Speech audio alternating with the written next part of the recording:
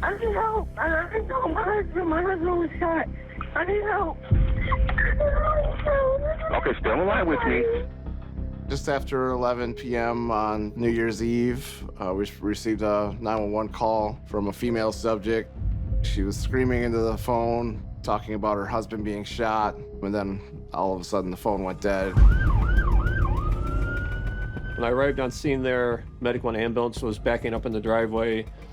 As I exited my patrol car and approached where I saw the victim laying by his truck, along with a female subject, knelt down beside him. Ben, let me get in there, ma'am, okay? She was pretty hysterical. I actually had to pull the female away from him so medics could actually get in to treat him. Officers learned that the gunshot victim is 23-year-old Army Sergeant Tyrone Hassel III. The woman is his wife, Kamaya. I got a call from Kamaya. I could barely understand what she was saying, but she was screaming, and then she was like, Ty's been shot. And I'm like, what? As I was driving home, the only thing I was thinking is, I just hope he'll be okay. What did he get shot at? Who is it? Do you know who he It's is? my son. It's Tyrone Hassel III. When I got there, I can see where he was shot at, and I can see a big hole in the back of his head. I knew at that point when I saw my son, I prayed for the best, but I knew my son was dead. At the hospital, Sergeant Hassel's stepmother is on duty when the ambulance pulls up to the ER. I see the paramedics come through the doors. One of the paramedics was on top of him doing chest compressions. To me, it seemed a long time, but it probably was a couple of minutes before the doctor came out and told me it was nothing else that they could do. Man, my son ain't never did nothing to nobody, man. Detectives start their homicide investigation at the scene of the crime. We found spent gun shells laying on the ground right next to where Tyrone was laying. The shell casings were examined, and we determined it was from a 9mm handgun. Based on what we found on Tyrone III, we saw that he had all of his money, he had an expensive watch on. So if robbery isn't the motive, then usually it's some kind of personal vendetta. The police was asking me, did he have any enemies? I couldn't think of a soul, not one person. My son walked a straight line his entire life. That's my oldest son, and I've been so proud of him. Yeah, he's active military right now, right? He's active military. While in the Army, Tyrone fell for a fellow recruit named Kamaya. We could tell that he really cared about her because all he talked about was Kamaya this, Kamaya that. When I finally met Kamaya, they were married, and they came home for Thanksgiving. She called me dad immediately. She was my new daughter. Tyrone called me one day, and he just was like, "You about to be a grandma?" And I was excited. My son was so happy. Then, a week after their son's first birthday, Ty and Kamaya was deployed to Korea in February of 2018. After 9 months in South Korea, the young family returns and settles into their new life in Hinesville, Georgia. The following day, investigators continued their work at the crime scene. One neighbor indicated that they had seen a vehicle backed into a residence that was actually for sale. He reported that the house was vacant. He described the car as being in that driveway and seeing somebody run from that car in the direction of Hassel's house. It looked like a male subject. The neighbor advised that after he'd seen the subject run towards the house, he heard the gunshots, saw him get in the car, and that's when he saw the car speed away rapidly. The witness described the car as a newer, dark color sedan.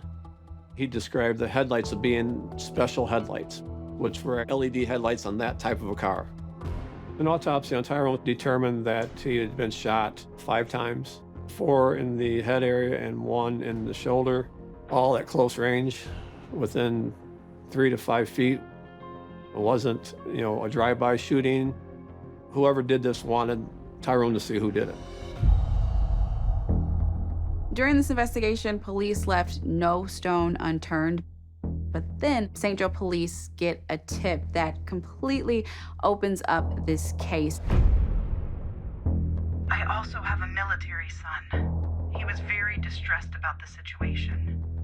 You guys should look at the wife. This caller says that police should look into the wife because the wife had a boyfriend. And because of that relationship, Sergeant Hassel was killed.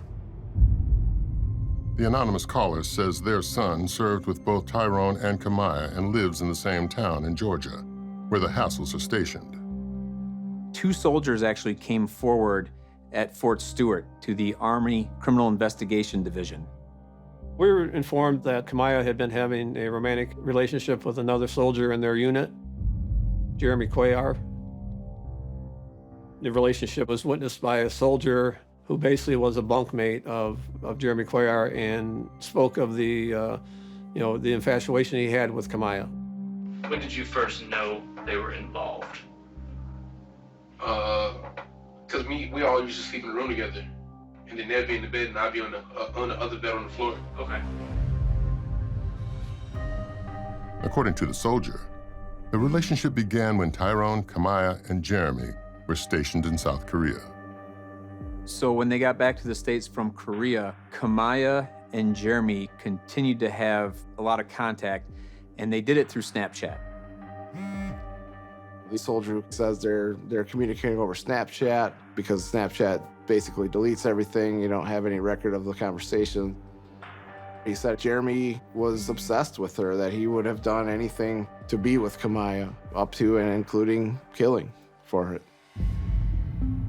Later that day, Army investigators received even more disturbing information about Jeremy Cuellar. Another soldier from the same base came forward and indicated that he had actually sold Jeremy 2 different handguns. Can you explain that to me? Run that down. Oh, I sold him firearms. 2 times? Mm-hmm. Okay. One of the handguns was a Glock 9mm, I believe, and the other one was a Ruger 9mm. That was significant because the caliber of the weapon used to kill Tyrone III was a 9mm weapon. The soldier also tells investigators that Jeremy shared a disturbing story of what he did on his Christmas break.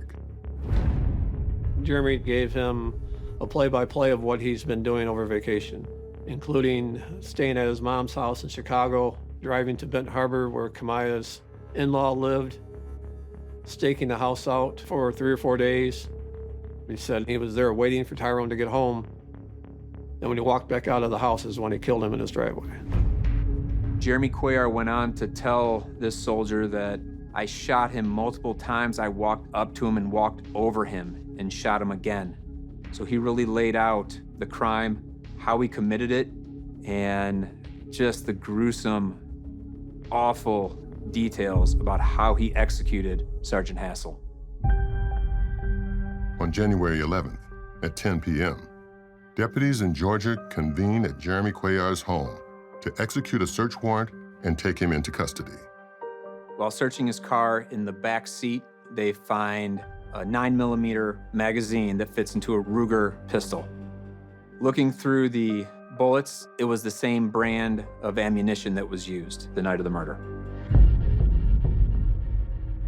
11 days after Tyrone was killed, police in Georgia charged Jeremy Cuellar with first-degree murder.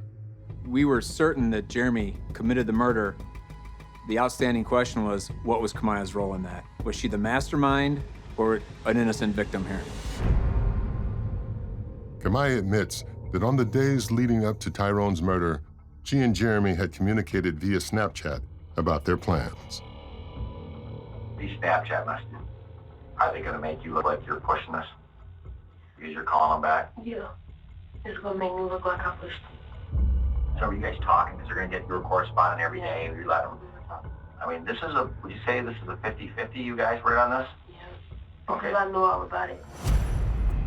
Kamaya admitted to Detective Lieutenant Longuski that she and Jeremy had both taken part in planning this. What do you think should happen to you right now?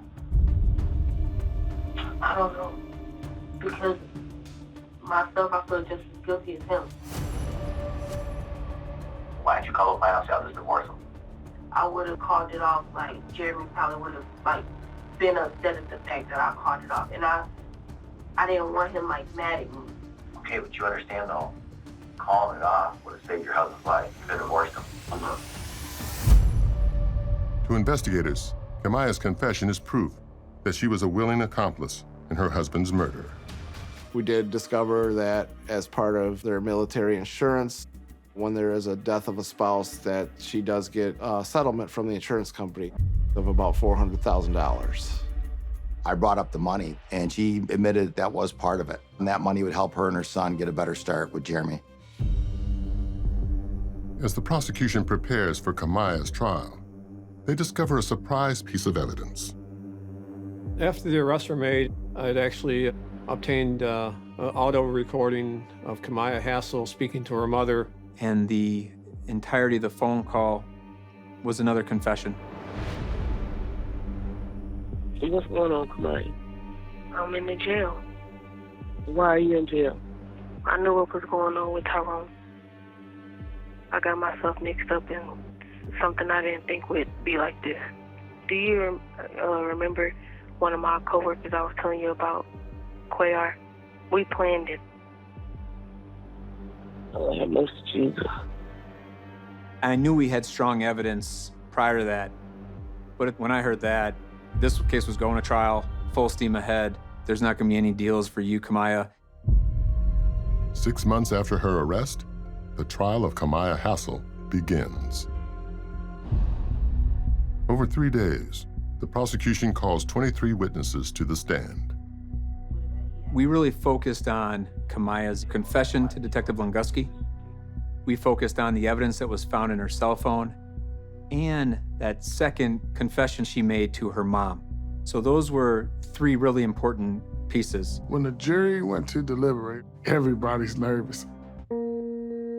Less than 2 hours later, the jury returns with a verdict. They find Kamaya guilty on all 3 counts: first-degree premeditated murder, conspiracy to commit murder, and using a gun to commit a crime. Kamaya was sentenced to spend the rest of her natural life in prison with no opportunity for parole. On July 29th of 2019, Jeremy Cuellar pled guilty to second-degree murder, with 65 years in prison.